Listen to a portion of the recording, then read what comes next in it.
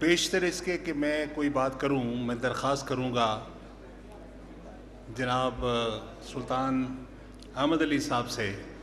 کہ وہ بھی اپنے خیالات کا اظہار کریں۔ نحمدہ و نصلی علی رسولہ الکریم، اما بعد فاعوذ باللہ من الشیطان الرجیم، بسم اللہ الرحمن الرحیم۔ عزت مآب جناب پروفیسر احمد رفیق اختر صاحب، سینیٹر اکرم ذکی صاحب، جنرل عبدالقیوم ملک صاحب، ڈاکٹر ایچ یو خان صاحب، تمام حاضرین سامعین، السلام علیکم ورحمۃ اللہ وبرکاتہ۔ میرے لیے یہ آج بڑے اعزاز کی بات ہے کہ عالم اسلام کے ایک عظیم مدبر کی موجودگی میں مجھے کچھ کہنے کا موقع اللہ تعالیٰ نے فراہم کیا۔ میں اس پہ سینیٹر اکرم ذکی صاحب کا بھی مشکور ہوں، اور پروفیسر صاحب کی اجازت سے میں اپنی بات کو آگے بڑھاؤں گا۔ میں پروفیسر صاحب کی ایک سٹیٹمنٹ کو ہی آگے بڑھاتے ہوئے اپنی بات کروں گا کہ دل اللہ تعالیٰ کی آماج گاہ ہے، دل اللہ تعالیٰ کی جلوہ گاہ ہے، اور یہی دل ہے کہ جو ریاکاری نہیں کر سکتا، کہ اس کی غفلت اور اس کی غیر غفلت کا تعلق اللہ تعالیٰ کے علم سے ہے، اور اس کے ساتھ ساتھ انسان کی جو اصل طاقت اور انسان کی جو اصل قوت کا سرچشمہ ہے وہ دل ہے۔ جیسا کہ اللہ تعالیٰ نے قرآن حکیم میں فرمایا کہ وَلَا تُطِعْ مَنْ أَغْفَلْنَا قَلْبَهُ عَنْ ذِكْرِنَا، اس شخص کی اطاعت، اس شخص کی پیروی مت کرو، اس شخص کو مت فالو کرو کہ جس کا دل میرے ذکر سے غافل ہو گیا۔ اللہ تعالیٰ نے یہ نہیں کہا کہ اس شخص کی اطاعت مت کرو جس کی زبان میرے ذکر سے غافل ہو گئی، حالانکہ یہ بھی اللہ فرما سکتا تھا، کیونکہ ہمارا عمومی تصور یہی ہے کہ ہم نے جو ذکر کرنا ہے یا جو اس کی تسبیح کرنی ہے وہ ہم نے اپنی زبان کے ساتھ کرنی ہے، لیکن اللہ تعالیٰ نے جو اس کا کرائیٹیریا مقرر کیا وہ کہا کہ وَلَا تُطِعْ مَنْ أَغْفَلْنَا قَلْبَهُ عَنْ ذِكْرِنَا۔ قرآن حکیم میں ایک دوسرے مقام پہ اللہ نے فرمایا کہ کثیر تعداد جنوں اور انسانوں کی ایسی ہے، وَلَقَدْ زَرَعْنَا لِجَهَنَّمَ كَثِيرًا مِنَ الْجِنِّ وَالْإِنسِ، کثیر تعداد جنوں اور انسانوں کی ایسی ہے جن کا ٹھکانہ جہنم ہوگا، اس لیے کہ لَهُمْ قُلُوبُ لَا يَفْقَهُونَ بِهَا، میں نے انہیں دل عطا کیے اور وہ اپنے دلوں سے بے خبر ہیں۔ آج ہمارا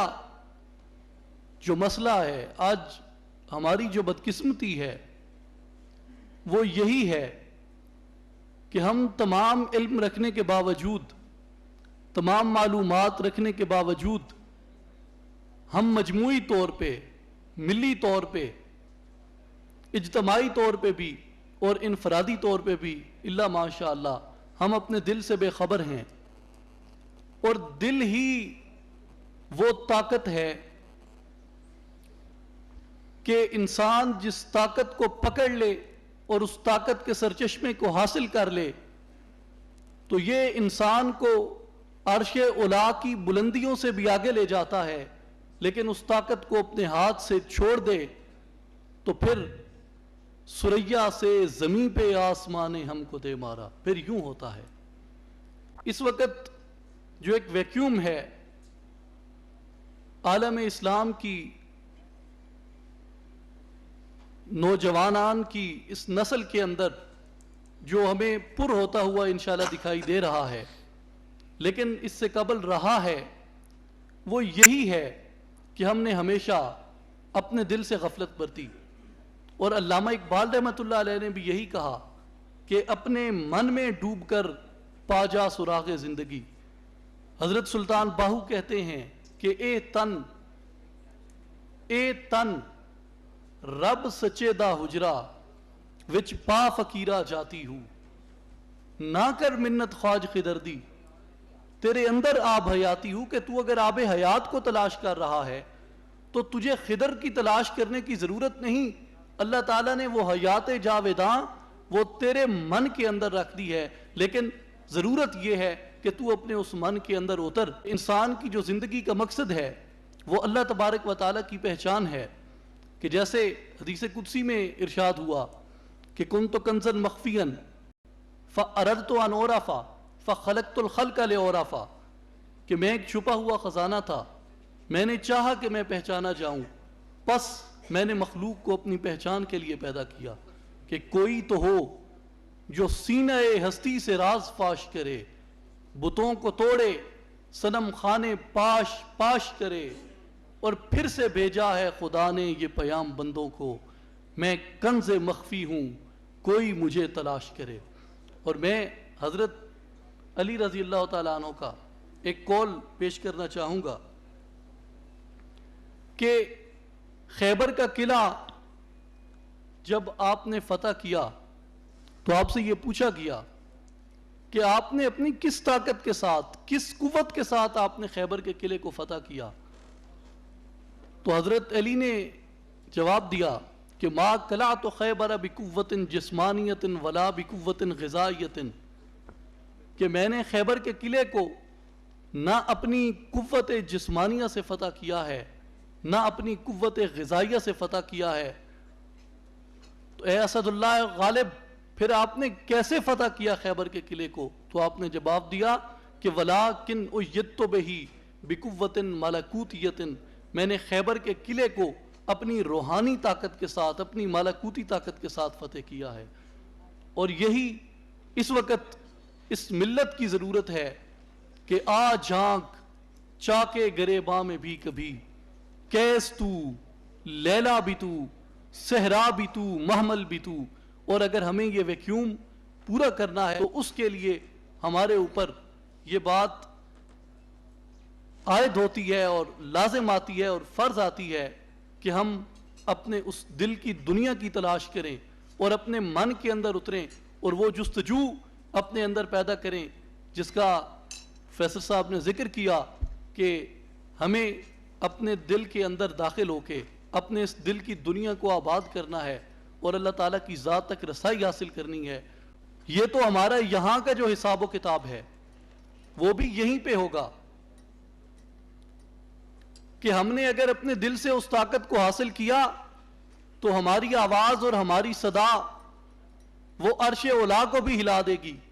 لیکن اگر ہمارے دل کے اندر سے وہ آواز نہ نکلی تو ہمارے کھوکھلے نعرے ہمارے سامنے پڑے ہوئے کاغذ کو بھی نہیں ہلا سکتے.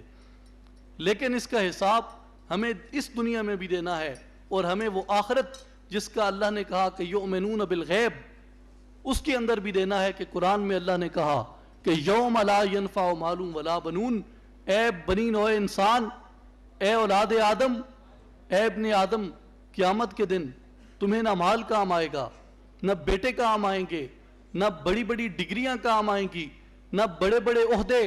نہ بڑے بڑے محلات، نہ بڑی بڑی کاریں تمہیں کام آئیں گی. پھر کیا کام آئے گا؟ اللہ نے کہا کہ الا من اتى اللہ بقلب سلیم، اس دن تمہیں سلامتی والا دل کام آئے گا. گھر سلامت وہی ہوتا ہے کہ جس گھر کے اندر گھر والا رہتا ہو. جس گھر میں گھر والا نہیں وہ گھر برباد ہے. اور دل وہی سلامت ہے کہ جس دل کے اندر دل والا رہتا ہو. جو اگر دل کے اندر دل والا نہیں ہے، اللہ کی ذات جلوہ گر نہیں ہے، تو وہ دل سلامت نہیں ہے. پھر اس دنیا کے اندر بھی ہمارے لیے رسوائی ہے اور آخرت میں بھی ہمارے لیے رسوائی ہے. اور اس خلا کو پر کرنے کا ہمارے پاس یہی ایک طریقہ ہے کہ ہم اپنے من کی دنیا کے اندر جھانکیں اور اپنے اندر جھانک کر وہ دیکھیں کہ جس کے متعلق علامہ اقبال نے کہا کہ ہفت کشور جس سے ہوں تسخیر بے تیغ و تفنگ، تو اگر سوچے تو تیرے پاس وہ سامان بھی ہے. اور ایک اور مقام پہ کہا کہ اگر تو اپنے معاشی زوال کو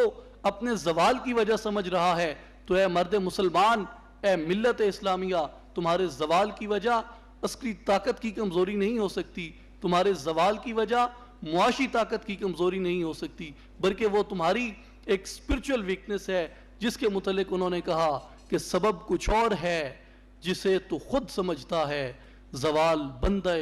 مومن کا بے زری سے نہیں۔ بہت شکریہ۔